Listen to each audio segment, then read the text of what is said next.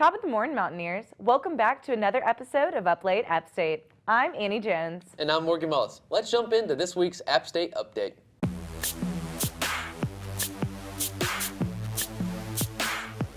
North Carolina lawmakers are considering harsher penalties for motorists caught using their phones while driving. Texting and driving is already illegal in the state, but with new legislation, would incur more serious fines to be leveled against parked users that have TikTok installed. A new 3-story, 40-room hotel is being proposed in downtown Blowing Rock. Coincidentally, the town has changed its slogan to old people and other things with way too much money. Boone PD is in search of a couple that stole merchandise from Mo Boots. If you boot thieves are watching this, you are about to be in more trouble than you can handle. The Blue Ridge Conservancy recently made a $1 million purchase on 3 Top Mountain. Their preservation goals, according to their website, is to buy all 3 tops. On-campus venue legends will not be destroyed for the foreseeable future, with school officials calling the space an Appalachian tradition. And if we are going to get rid of legends, why not destroy other Appalachian traditions like going barefoot in public or not showering and calling it an aesthetic? The man who stole $2 million from App State has now been sentenced to 3 years in prison, which is ironically a better deal than becoming a student. 3 years of food and housing, and he doesn't even have to go through FAFSA. Another strange phenomenon has hit the younger generation. A number of parents have noticed their children beginning to speak with British accents, and the TV they watch may be to blame. It seems as though the popular kids show Peppa Pig is helping kids learn to speak, but they all sound like Padawans begging for their lives. Here to discuss is the president of Word Flavor Group, Chester Smudds. Happy to be here. Now, Mr. Smudds, what is it about Peppa Pig that's causing children to adapt these accents? Well, for starters, children's brains are mushy, pliable, malleable, like Play-Doh, but you can make it buy things. Write that down. That's why children's television is 90% commercials. Anyway, kids are hearing Pepper and her friends talk like that one kid from Mary Poppins, and they're starting to do the same. So kids can just pick up an accent from the TV shows they watch? Exactly, Morgan. That's why we here at the Word Flavor Group are working to create voice dubs for all your kids' favorite TV shows. So parents will be able to use your service to let their kids watch shows like Peppa Pig without getting the accent? Even better, Annie. We will allow parents to choose the accent the TV gives their kids. For example, why let Big Bird leave your daughter with a boring American accent when you can have her very own Aussie baby? Can you imagine? The quality of your parent-child relationship will be improved 10 times over. I don't really follow. It's the little stuff, Morgan. Like when you wake you up in the middle of the night. Would you rather hear, "Hey Mom, I just had a horrible nightmare and hurled all over my Superman bedspread"? Or, "Oi Ma, just yak chund all over my dunnies"? Not sure I want either of those. How about this? You've just driven past McDonald's for the 12th time in the last hour. You're circling the block or something, I don't know. Either way, Booger Fingers in the back is not happy. But when he opens his glue pole, all you hear is, "Hey, Papa, what's the big idea, huh? You're killing me, Papa, ravioli." Was that supposed to be an Italian accent? It can be any accent, Annie. Scottish. "Ah, Mom, I've done a poo in my corduroys." Russian. "Please, Father, may we be playing the catch." Texas. "Yee, howdy, these unexplainable rashes sure are itching me like a hound dog and a hootenanny." Ontario. "Oh, buddy, those dino-shaped chicken nuggets are hitting the spot like Gretzky on Adderall. The possibilities are limitless." Get me news, have you? New Zealand. New York. "Hey, I'm coloring here." North Carolina. Those clouds up there sure do look like animals, but only I can see it. What about Japanese? Sorry? What would my kids sound like with the Japanese accent? Well, I feel like... Or Ethiopian? I feel like there's a pretty clear line in the sand. What about Indian? I can't. I'm not going to... Do it. Do an Indian accent. Do it!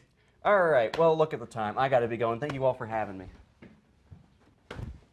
Here to give us his opinions on St. Patrick's Day is Up Late App State writer Jake Smith in his segment, The Countdown. Thanks for letting me out of the writer's room. Well, don't get used to it. There's still 2 more episodes left, and we need those sweet, sweet headliners. Do you know how hard it is to try and write jokes about this town without cussing or talking about sex or politics? This entire town is like one big backwoods dentist waiting room. All right, Jake, let's not get too aggressive. Too aggressive? I've written these stupid headliners for you for over a year now, and I'm certain you haven't read one properly. You're supposed to be the talent, but I haven't seen any, so excuse me. Jake, oh my God, all this time and I thought we were friends. Oh, you thought we were friends? When was the last time you had a conversation with me or asked me how I was doing or if we should hang out? Well, Exactly. You only acknowledge me when you see me in production meetings or in the hallway, so don't sit there and tell me that we're friends, Annie. Can we settle this later? Can you just do the bit? Oh, you want me to do the bit? Is that just do the bit? Fine, I'll do it for you, Morgan. Thank you. Just kidding. I'm not doing it for you, Morgan. You both are lucky my GPA forces me to have this dumpster fire of a show on my resume. All right, the countdown. 5 things I hate about St. Patrick's Day. 1, don't call it St. Patty's Day. We're not 7. 2, no matter how attractive you are, you don't look good in bright green. You're not Shrek. 3, if you pinch me because I'm not in gaudy green, I'll punch you in the throat. 4, another parade boon for the most ridiculous holiday. Don't we have enough useless celebrations in this town? 5, the symbol of this crap is the shamrock. I've never heard of a more appropriate name. Clovers aren't special. You can find a clover field wherever bodies are buried near you. There. Are you happy? I guess so. Good, because now I'm going to go work on your stupid headliners. But I love the vest. Well, up next, we're going to have a terrifying testimony from a young student here on App's campus getting stuck downstream after his paddle washes away. Everyone welcome Woodrow, but I don't have a paddle. wait, our feed is getting cut to a very important public service announcement. Well, I guess Woodrow and his paddle, or lack thereof, are going to have to wait.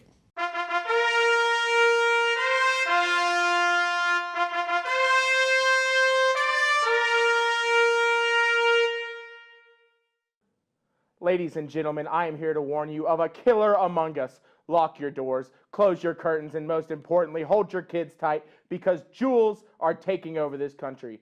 For those of you that don't know what a jewel is, it is a small vaporizer stick dispensing gallons of liquid cigarettes directly into the heart of Americans every second. One by one, day by day, jewels are finding their ways into the hands of people of all ages, slowly poisoning them. These quote-unquote jewelers can disguise themselves as everyday citizens due to the discreet design of the jewel, but do not trust them. These monsters are able to slowly get close to your heart, eventually issuing the phrase, "Want to hit my jewel, dog?" Or other phrases similar to this. Always say no to this. They will try to tempt you with phrases such as, "Come on, dude, I don't mind," or "Are you sure it's mango?" One hit from these demon smoke sticks and you're hooked. There will be no going back. Now you might be asking yourself, but what does it do to your health? And to that, I say,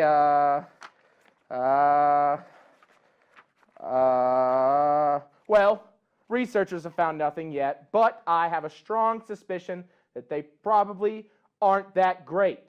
I think jewels are affecting people of all ages.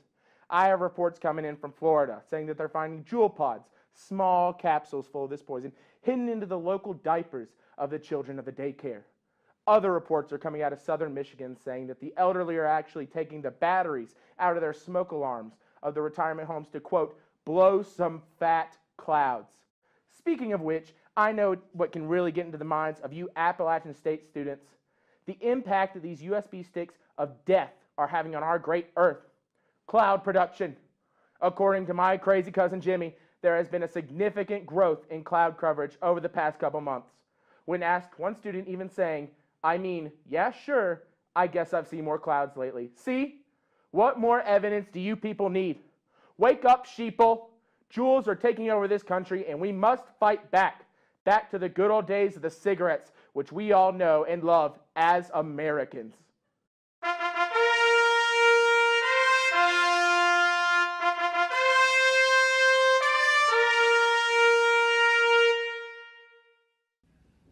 Annie, don't you have one of those things on the TV? Dude.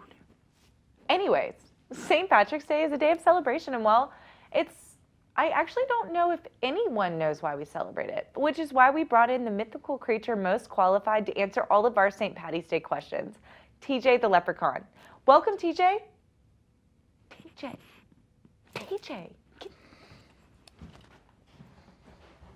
Well, top of the morning there to you, TJ. Thanks for joining us. This is so stupid. Just do the thing. Top of the morning to ya. This must be on the other end of the rainbow because this is my own pot of gold. This is my favorite show to watch. You know what? This is... This is so demeaning, guys. Why was I chosen as the leprechaun? Isn't it obvious? We had to lower the lights to avoid J.J. Abrams' lens flares from your red hair alone. Oh, so just because I have red hair, I have to be the leprechaun? I'm not even Irish. Well, we just thought. Well, like... you thought wrong. TJ, I think you're overreacting. Just No, I'm not. TJ, get it together, man. You're supposed to be a happy-go-lucky leprechaun, so put on a happy face and suck it up. Why don't you suck up your stupid head? What does that even mean? Ow! What was that for? I'm being festive. You're not even wearing green. Because we're in front of a green screen. They can't even see your stupid hat. like you even know what green would look like, you colorblind man-child. I told you that in confidence, Morgan. Real nice, Morgan. I'm sorry, TJ. I went too far. I'm sorry, TJ. I went too far. Okay, you know what that is? Real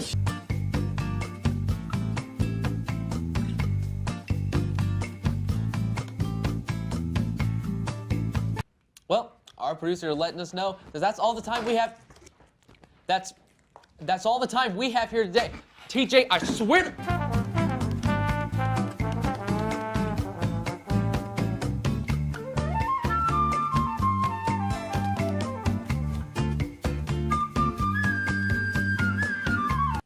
Well, looks like that little fella's all tuckered out from the interview. And that's all the time that we've got this week. We've got an Irish punk band dedicated to the documentary of surrealist artwork, Logging Dali, coming into the studio next. You can find us on the App TV YouTube channel through Hollowlands and Hilly Knolls and Facebook.com/UpLateAppState. I'm Annie Jones. And I'm Morgan Mullis. And thanks for staying up late, App State.